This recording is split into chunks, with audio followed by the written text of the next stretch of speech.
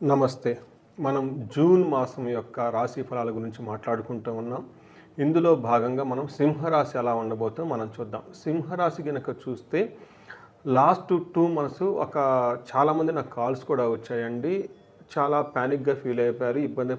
ఇబ్బందికరంగా చాలామంది ఫీల్ అయ్యారు. అందుకు 2 రీజన్లు ఉన్నాయండి. ఒకటి షష్టగ్రహ కూటమి ఈ రాశి నుంచి 8దో ఇంట్లో జరగటం వల్ల అన్‌ఎక్స్‌పెక్టెడ్‌గా ప్రాబ్లమ్స్ రావటం ఇవన్నీ జరిగి చాలామంది ఇబ్బంది పడ్డారు. అయితే జూన్ మంత్లో ఈ ప్రాబ్లమ్స్ నుంచి ఆల్మోస్ట్ అంత ప్రాబ్లమ్స్ లేకుండా చాలా వరకు రిలీఫ్ అయ్యే అవకాశం ఎక్కువగా ఉంది. రెండో ముఖ్యమైన రీజన్ సింహరాశి వాళ్ళకి కొంచెం జాగ్రత్తగా ఉండాల్సిన విషయం ఏంటంటే వీళ్ళకి 8th హౌస్‌లో శని ఉండటం వల్ల దానికి ఏమంటారంటే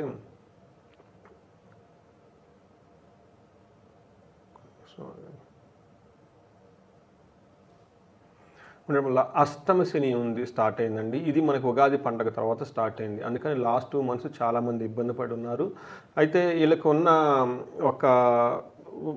ఒక్క ప్రాబ్లం అయితే పోతుందండి. షష్టగ్రహ కూటమి ఏదైతే ఉందో అది మంత్ నుంచి ఆల్మోస్ట్ వీళ్ళకి దాదాపు ప్రభావం నుంచి బయటైతే పడిపోతారు.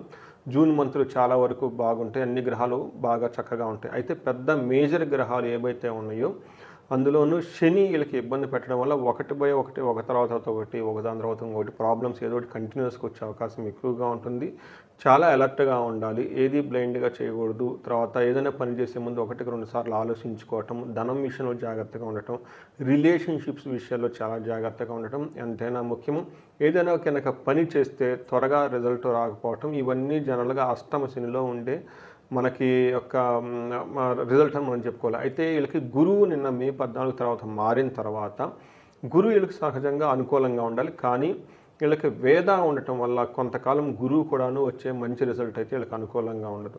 ఒక రకంగా కనుక చెప్పుకుంటే ఇంతకుముందు లాస్ట్ 2 మంత్స్ యొక్క ప్రాబ్లమ్స్తో చాలా బెటర్ అయ్యే అవకాశం ఎక్కువగా ఉంది. జూన్ మంత్ నుంచి చాలా ఇంప్రూవ్మెంట్ వచ్చే అవకాశం ఎక్కువగా ఉంది.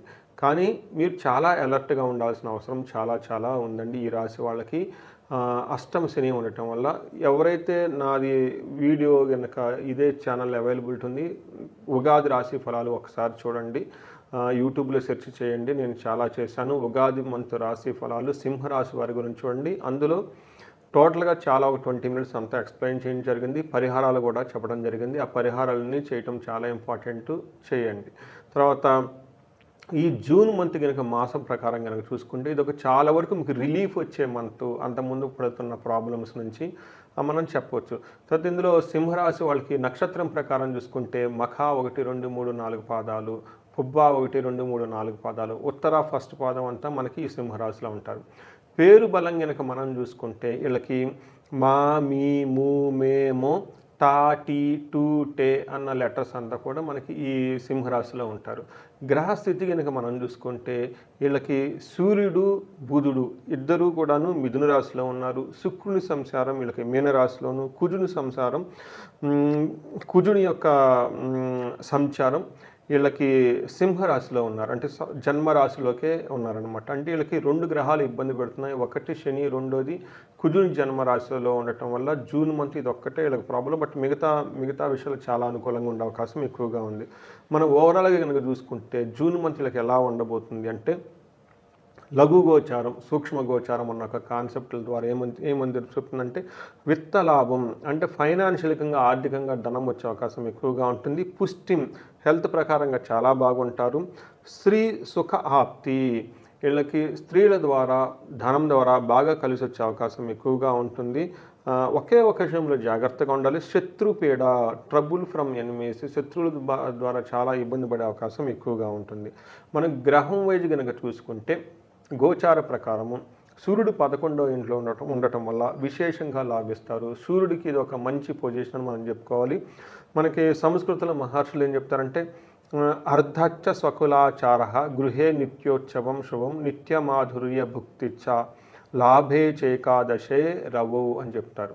అంటే వీళ్ళకి ధనం ప్రకారం చాలా బాగుంటుంది. ఇంట్లో ఫంక్షన్స్, పార్టీస్ అవన్నీ చేసుకుంటా పెద్దవాళ్ళు ఇచ్చిన మీ కులానికి అనుగుణం మీకు ఇష్టమైన పనులు చక్కగా చేస్తూ చక్కగా హ్యాపీగా ఉంటారు.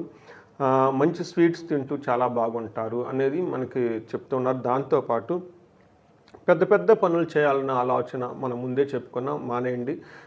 ఎందుకంటే ఈ స్ట్రాటజీస్ ఫ్రేమ్ చేయటం, తర్వాత లవ్, రొమాన్స్ ఇట్లాంటి విషయాల్లో కొంచెం జాగ్రత్తగా ఉండాలి. ఇది అంత టైం అనుకూలమైనదైతే కాదు. అలానే కుజుడు మీకు ఇబ్బంది పెట్టే పరిస్థితిలో ఉన్నారు. కుజుడు జన్మ రాశిలో ఉండటం వల్ల ఏమని చెప్తారంటే మహర్షులు, జ్వరం ఖడ్గవ్రణం చైవ భార్య బంధు విరోధ కృత్ చంద్రరాశి గతే యక్షరాక్షస పీడనం చంద్రరాశి గతే చంద్రరాశి గతేమే యక్షరాక్షస పీడనం అని మనకు సంస్కృతంలో మహర్షులు చెప్తారు. అంటే జ్వరం వచ్చే అవకాశం ఎక్కువగా ఉంటుంది. తర్వాత ఇవి కూడాను viral infections or bacterial infections వచ్చే అవకాశం, బ్లడ్ రిలేటెడ్ చేంజెస్ రావటం వల్ల మీరు జ్వరం వచ్చే అవకాశం ఎక్కువగా ఉంటుంది. ఖడ్గవ్రణం చైవ, కత్తులతోటి లేదంటే ఏదంటే మీ శరీరం కొంచెం తెగే అవకాశం ఎక్కువగా ఉంది. గాయాలయ్యే అవకాశం ఎక్కువగా ఉంటుంది. భార్యతోటి బంధువులతోటి విరోధం పెరుగుతుంది. గొడవలు పడే అవకాశం ఎక్కువగా ఉంటుంది. యక్షరాక్షస పీడనం ఇది చాలా ఇంపార్టెంట్ ఈ రాశి వాళ్ళకి. నాకు కొన్ని కాల్స్ ఆల్రెడీ రావటం స్టార్ట్ అయిపోయినాయండి. వీళ్ళకి యక్షరాక్షస పీడనం అని చెప్తారు. అంటే వీళ్ళకి ఏమీ తెలియదు, హాస్పిటల్కి వెళ్ళినా కానీ ఏమీ లేదు అన్నట్టు చెప్తూ ఉంటారు. ఆల్మోస్ట్ సింపుల్ అని చెప్తే, కానీ మీరు చాలా విధంగా బాధపడుతూ ఉంటారు. నైట్ టైం పిక్కలు పట్టడం, జ్వరం రాయటం, పీడకలలు రావటం, ఏంటంటో అది జరిగిపోవటం, ఇలాంటివన్నీ జరుగుతూ ఉంటుంది. దీన్ని యక్షరాక్షస పీడనం అంటారు. దిష్టి కానివ్వండి, తర్వాత ఇవన్నీ ఎక్కువగా జరిగితే నెగిటివ్ ఎనర్జీ మీకు తెలవకుండా కనుక ఉంటే అవన్నీ ఈ టైంలో బయటపడి మీకు ఇబ్బంది పడే అవకాశం చాలా ఎక్కువగా ఉంది.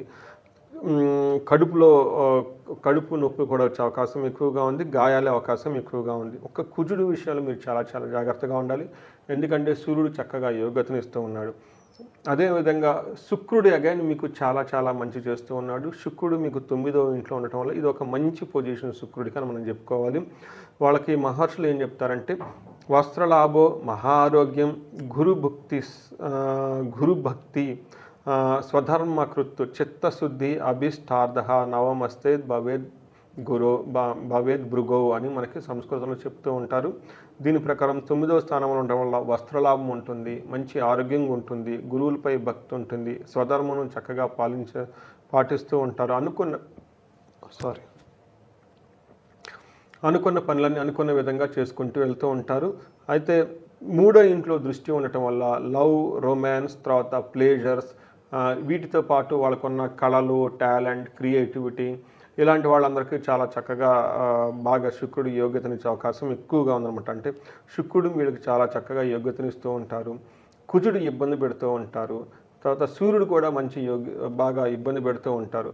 ఒక రకంగా మనం కనుక చూసుకుంటే లాస్ట్ 2 నెలలతో పోలిస్తే జూన్ మంత్ వీళ్ళకి చాలా ఉపశమనం వచ్చేసి జూన్ మంత్లో బాగుంటుంది అని మనం చెప్పుకోవచ్చు.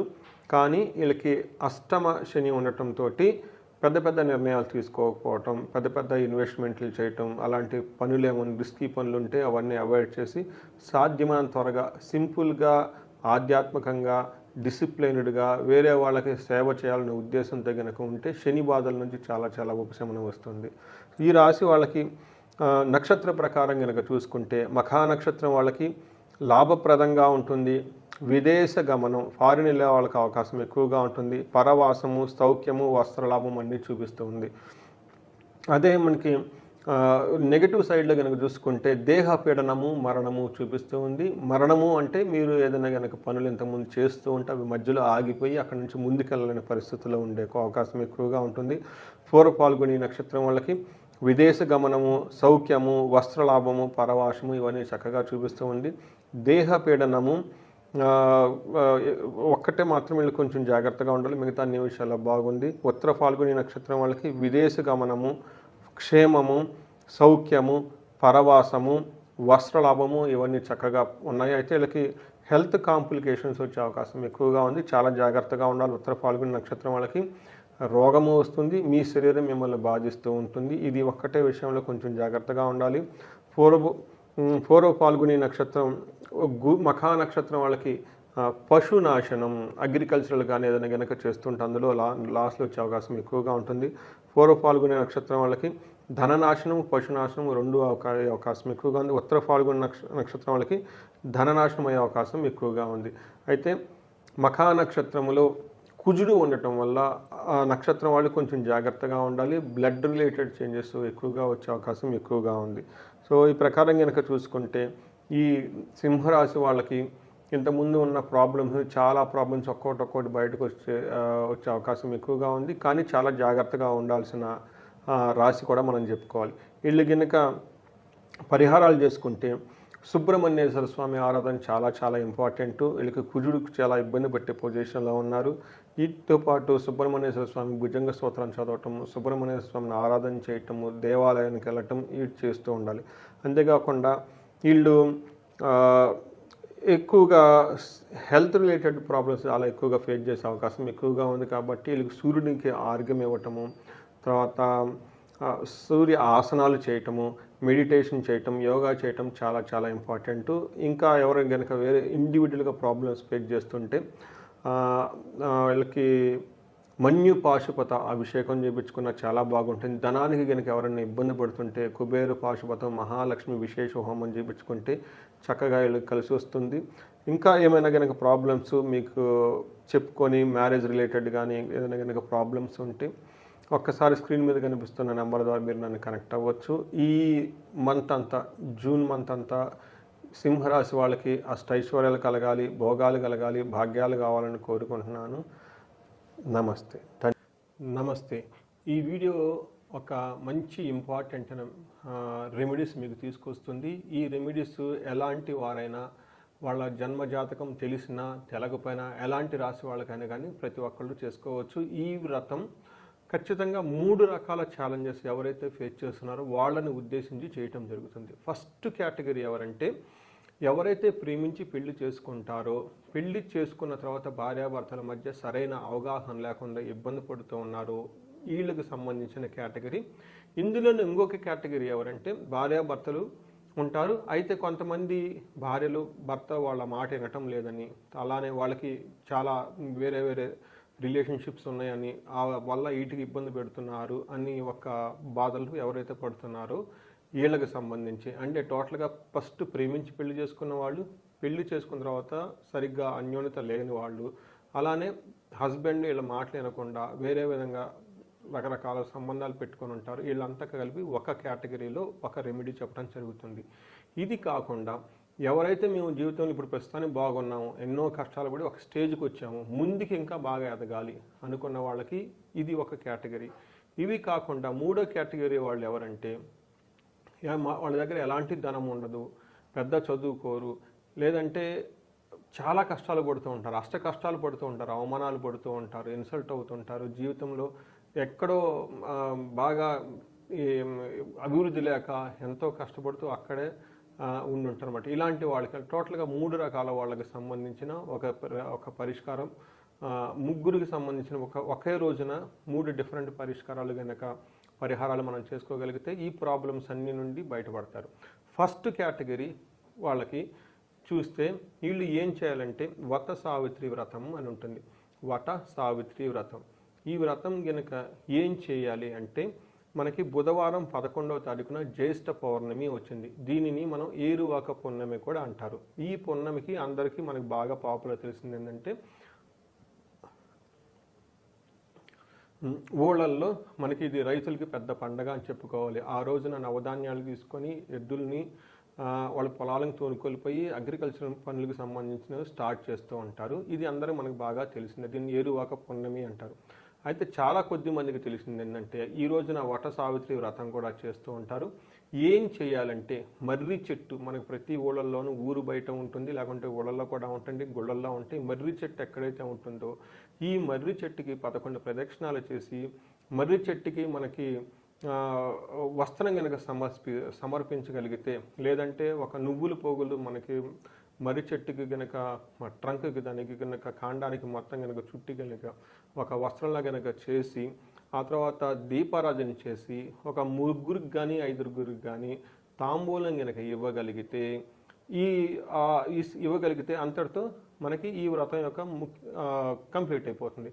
ఇక్కడ 3 తమలపాకులు, 3 వక్కలు, 3 అరటిపళ్ళు, 3 లేదా 5గురికి ఈ తాంబూలం కనుక ఇవ్వగలమాట. ఇలా ఇస్తే ఏమవుతుంది అంటే, ఈ యొక్క చిన్న కార్యక్రమం వల్ల ఎంతో పవర్ మీకు వచ్చేస్తుంది. ఈ పవర్ వల్ల మీ ప్రేమించుకున్న ఎవరైతే ఉంటారో వాళ్ళ మధ్య అన్యోన్యత చాలా చక్కగా ఇంప్రూవ్మెంట్ అవుతుంది.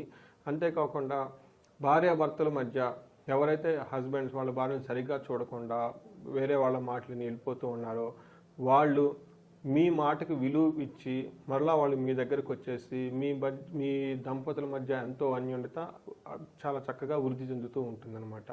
అయితే ఇది ఎలా జరిగింది, దీనికి సంబంధించిన ఈ వట సావిత్రికి మనకు ఒక వ్రత కథ కూడా ఉంటుంది. దీనికి సంబంధించి సతీ సావిత్రి అనే మూవీ కూడా చేయడం జరిగింది. ఇప్పుడు దాని గురించి నేను ఎక్కువగా మాట్లాడను. బట్ అందులో సతీ సావిత్రికి అంత పవర్ ఎక్కడ నుంచి వచ్చింది, ఎంత పవర్ అంటే వాళ్ళ హస్బెండ్ చనిపోతే ఈ సాక్షాత్తు యముడిని ఎదిరించి మళ్ళీ హస్బెండ్ ప్రాణాలకు తెప్పించుకొని ఆ తర్వాత వాళ్ళు ఎంతో అన్యోన్యంగా జీవితం గడిపారనమాట. ఇలా ఆమెకి ఆ సతీదేవికి ఎక్కడ నుంచి ఇంత పవర్ వచ్చిందంటే ఆమె ఈ వట సావిత్రి ఈ వటవృక్షానికి ఇందాక చెప్పిన విధంగా పూజ చేయటం వల్ల వాళ్ళకి అంత శక్తి వచ్చింది అని మనకి శాస్త్రాలు వివరించడం జరిగింది. ఎవరైతే గనక మీకు ఇందాక చెప్పిన భార్యాభర్తల మధ్య అన్యోన్యత లేదో ఈ పరిష్కారం ద్వారా చక్కగా కనుక చేసుకుంటే సింపుల్ రెమెడీ, పవర్ఫుల్ రెమెడీ, పరిష్కారం చాలా చక్కగా ఉంటుంది. ఇది అందరూ చేయాలని చెప్పేసి నేను కోరుకుంటున్నాను.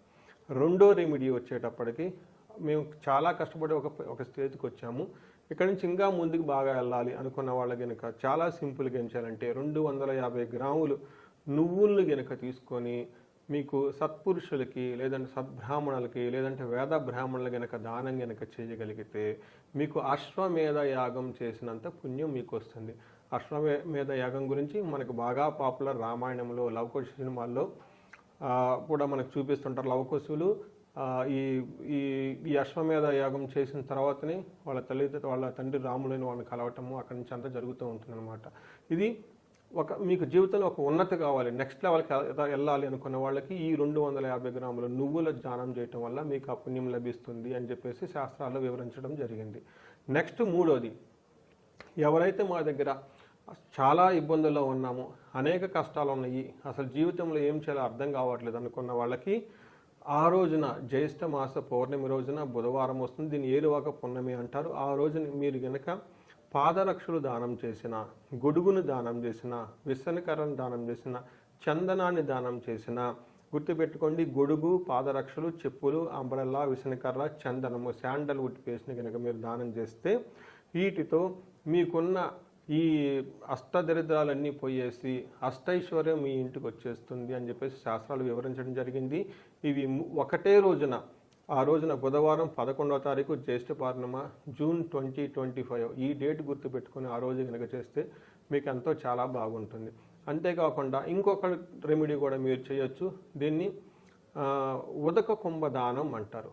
ఉదకం అంటే నీళ్లు, కుంభం అంటే పాత్ర అని మనం చెప్పుకోవచ్చు. ఈ రోజులో కనుక చెప్పుకుంటే మనం సింపుల్ లాంగ్వేజ్లో వాటర్ బాటిల్స్ అని చెప్పుకోవచ్చు. మీరు వాటర్ బాటిల్స్లో కనుక తీసుకొని నీటిని దానం చేసుకుంటూ వెళ్ళిపోయినా కానీ విష్ణు తత్వం వస్తుంది, విష్ణులోక ప్రాప్తి వస్తుంది అని మనకి చెప్పేసి శాస్త్రాలు వివరించడం జరిగింది. ఈ జ్యేష్ఠ మాసంలో ఈ పౌర్ణమి రోజున, వచ్చే పౌర్ణమి రోజున ప్రతి ఒక్కళ్ళు ఈ చిన్న రెమెడీస్ చేసి మీకున్న పెద్ద ప్రాబ్లమ్స్ అన్ని పోగొట్టుకుంటారని ఆశిస్తున్నాను.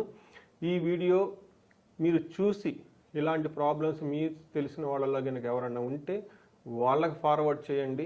ఇన్ కేసు ఈ వీడియో చూసి వాళ్ళు కనుక అలాంటి కనుక వ్రతం చేసుకుంటే వాళ్ళకి బాగుంటుంది, వాళ్ళ సంసారాన్ని కాపాడినందుకు మీకు పుణ్యం వస్తుంది, ఇది చేసినందుకు నాకు పుణ్యం వస్తుంది.